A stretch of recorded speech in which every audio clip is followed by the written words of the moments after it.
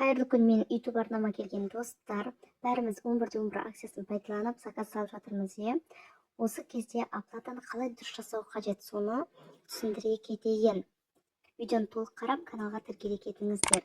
Мысалға, мына бір товар 11-11 акциясымен тұр екен. 37.9 болыпты, қазіргі бағасы 20.9 юан. Енді оплата өтетін болсақ, мына жерде таңдаймыз сипаттамаларын барлығын. Оплатаға қарай өтемін. Сол кезде 22.9 юанға шықты, яғни комиссия қосылып тұр. Енді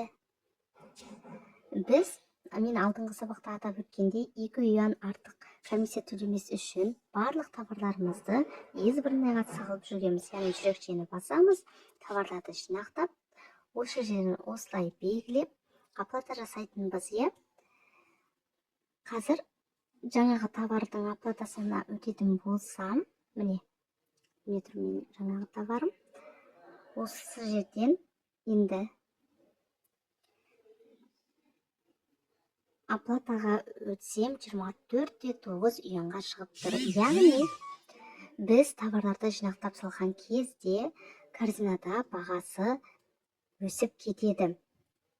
Сондықтан да скидкамен тұрған товарларды жинақтамай бірден ала берсеңіздер болады. Себебі әрбір скидканың өздеріңіз білесіздер, өзінің уақыты болады. Сондай-ақ товарда сатып алатын адамдардың жинақталуына қарай бағасы да төмендеп тұрады. Міне мына жерде бізге Pinduoduo сайты автоматты түрде адамдарды осылай жинақтап береді. Бұл осы товарды сатып алатын адамдар. Қандай да бір адамдарды сан толған кезде бізге жеңілдетілген бағамен ұсынады.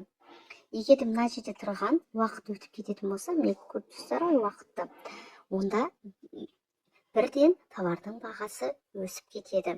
Сол себептен де 11-11 акциясымен жеңілдікпен товар тұрма, жақсы бағада скидкалар болып жатырса, міндетті түрде бірден жеке сатып ала берсеңіздер болады.